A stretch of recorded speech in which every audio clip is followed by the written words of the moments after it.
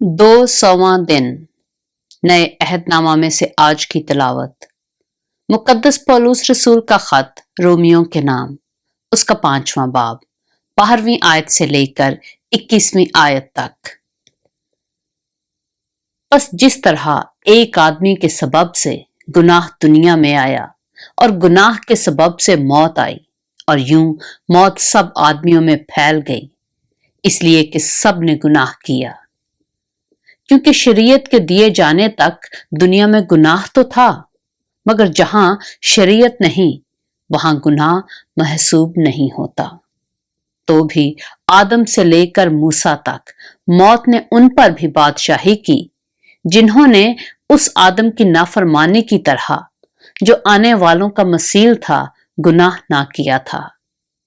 लेकिन गुनाह का जो हाल है वह फजल की नेमत का नहीं, क्योंकि जब एक शख्स के गुनाह से बहुत से आदमी मर गए, तो खुदा का फजल और उसकी जो बख्शिश एक ही आदमी यानी यसु मसीह के फजल से पैदा हुई, बहुत से आदमियों पर जरूर ही अफराद से नाजिल हुई। और जैसा एक शख्स के गुनाह करने का अंजाम हुआ, बख्शिश का वैसा हाल नहीं, क्योंकि एक ही के सबब से वो फैसला हुआ जिसका नतीजा सजा का हुक्म था।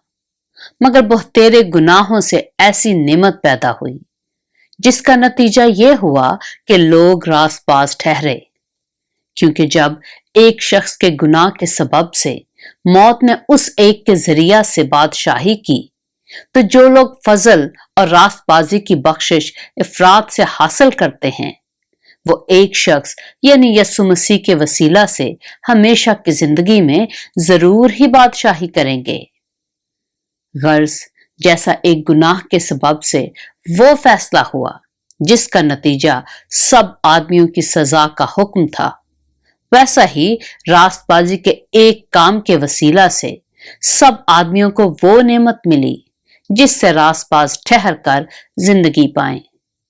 क्योंकि जिस तरह एक ही शख्स की नाफरमानी से बहुत से लोग गुनाहगार ठहरे, उसी तरह एक की फर्मा बरदारी से बहुत से लोग रासबाज ठहरेंगे।